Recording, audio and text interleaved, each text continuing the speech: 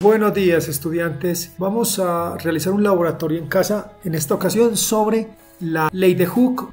En esta práctica desarrollaremos una medición experimental de la dependencia de la fuerza de restauración con la elongación, así como la dependencia de la frecuencia de oscilación con la masa sujeta a un resorte. Todo esto mediante un montaje casero, es decir, utilizando implementos de fácil acceso o disponibles en el hogar. Los objetivos es comprobar experimentalmente la relación entre la fuerza de restauración ejercida por un sistema elástico y la deformación del mismo, comprobar la relación entre la frecuencia de oscilación de un sistema, masa-resorte y la masa, verificar la adición de constantes elásticas para montajes en serie y en paralelo.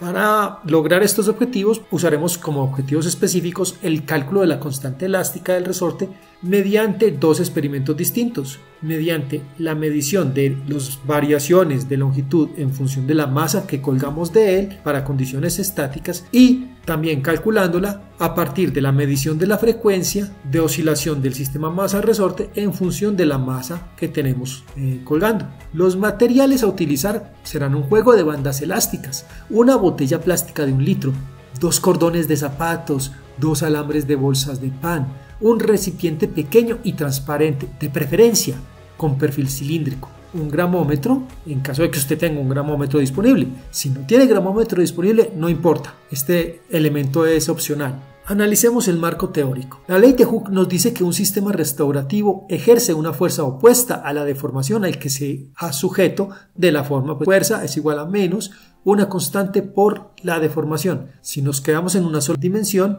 podemos escribirla de forma escalar. En condiciones de equilibrio estático, con una masa suspendida del resorte y despreciando la masa del resorte, el sistema de la figura cumple que menos K por la deformación menos masa por gravedad es igual a 0. De ahí la deformación va a ser de la forma menos gravedad sobre la constante del resorte por la masa. Para verificar si dicha predicción es cierta, graficamos una tabla de datos de deformación versus masa y observamos si su comportamiento es lineal.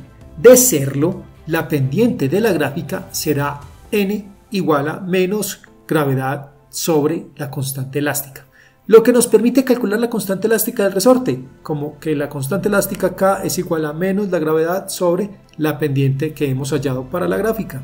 Por otro lado, para un movimiento armónico simple, si la única fuerza que actúa es restaurativa tipo Hooke, es decir, proporcional a la deformación, la solución a la ecuación del movimiento es de la forma deformación igual a una deformación inicial por el coseno de la frecuencia de oscilación por el tiempo más una fase. De ahí tenemos que la frecuencia es la raíz de la constante de elasticidad del resorte sobre la masa. Para corroborar este resultado, tabulamos la frecuencia medida en función de la masa que hemos colgado de nuestro resorte. Graficamos y hacemos un ajuste no lineal a la función propuesta. En caso de cumplirse, el ajuste debería ser bueno y reportar una constante elástica K igual a la que fue anteriormente medida para el mismo resorte. El modelo teórico nos da la suma de constantes elásticas de la siguiente forma. Si los resortes se ubican en serie, la constante resultante es igual a el inverso de la suma de los inversos de cada constante. Pero cuando el montaje se realiza en paralelo, la constante resultante es la suma directa de las constantes de cada uno de los resortes. Para verificar dichas sumas, repetimos los experimentos para un montaje en serie y para un montaje en paralelo calculando sus respectivas constantes. Aplicamos las fórmulas provistas por la teoría sobre las constantes halladas previamente para cada uno de los resortes. En caso de que los resultados coincidan al nivel experimental, es decir, dentro del margen de error del experimento, habremos corroborado dichas expresiones. El procedimiento a utilizar entonces será: utilizando un juego de bandas elásticas, se construyen dos sistemas elásticos, dos resortes, de unos 50 centímetros, cada uno con el mismo número de bandas elásticas. Para ello, hacemos una cadena en la cual cada eslabón tenga 4 líneas de elástico. El primer eslabón lo conforman 2 bandas sin doblar. Los siguientes eslabones se forman con una sola banda, doblándola alrededor de la banda principal y de las subsiguientes que nos van quedando. Utilizando los alambres de bolsa de pan, sellamos el último eslabón para que no se nos destruya la cadena. Utilizando un cordón de zapato, amarramos el extremo de un resorte a un punto fijo, lo suficientemente alto para que el resorte se pueda estirar durante la medición. Utilizando un cordón de zapato, amarramos el punto extremo del resorte a una botella plástica de 1 litro. Utilizando un recipiente pequeño, tomamos medidas de agua para ir llenando la botella.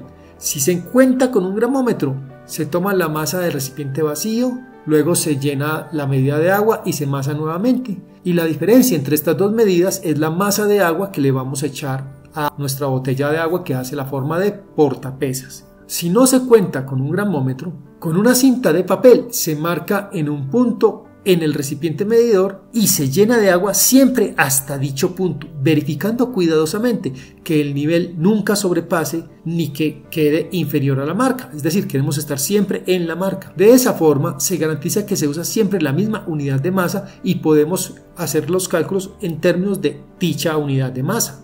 Antes de medir, se debe echar una pequeña cantidad de agua en la botella portapesas para que los elásticos queden con una tensión mínima. Así se garantiza que la fuerza de restauración es una reacción al estiramiento del resorte y no a la contribución de la deformación de cizalla que ocurre cuando manipulamos el resorte.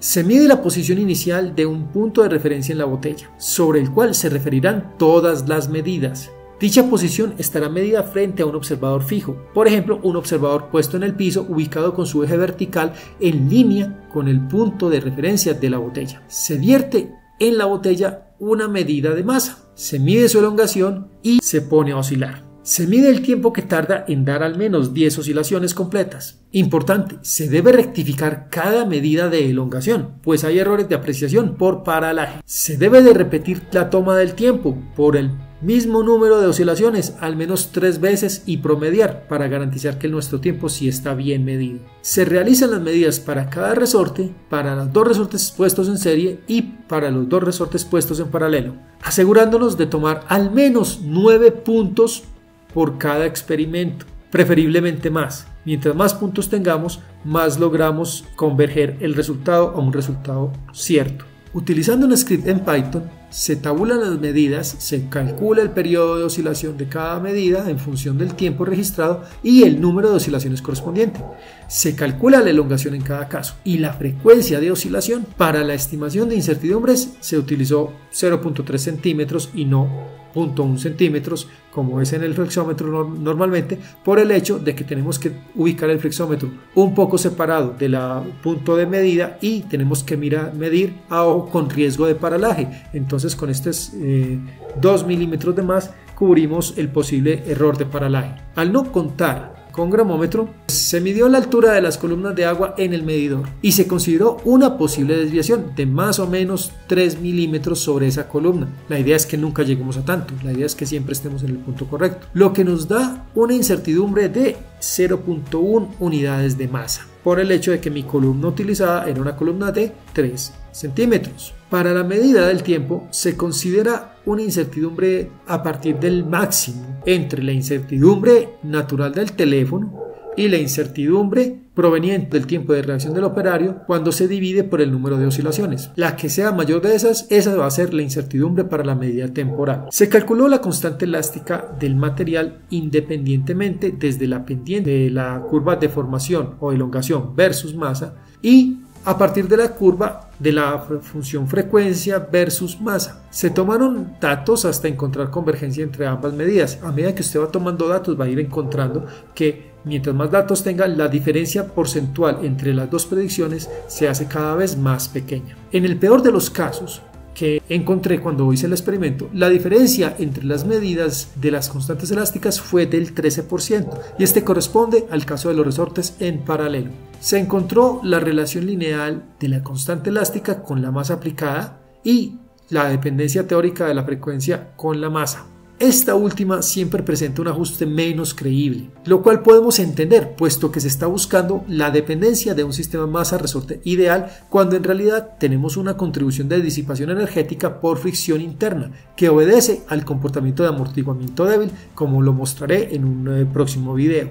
El cálculo de la suma de constantes elásticas es muy bueno para resortes en serie y se encuentra bien cubierto por los márgenes de incertidumbre para el montaje de resortes en paralelo. En conclusión, se puede realizar de forma efectiva y económica la práctica de ley de Hooke o de sistema masa-resorte en la casa. Los resultados, de hecho, son bastante buenos e incluso son mucho mejores que los que he encontrado reportados por estudiantes cuando hacen la práctica en los laboratorios provistos. Bueno, señores, eso es todo por esta sesión. Nuevamente, disfruten su proceso de aprendizaje porque disfrutar es la forma más fácil de aprender. Buen día.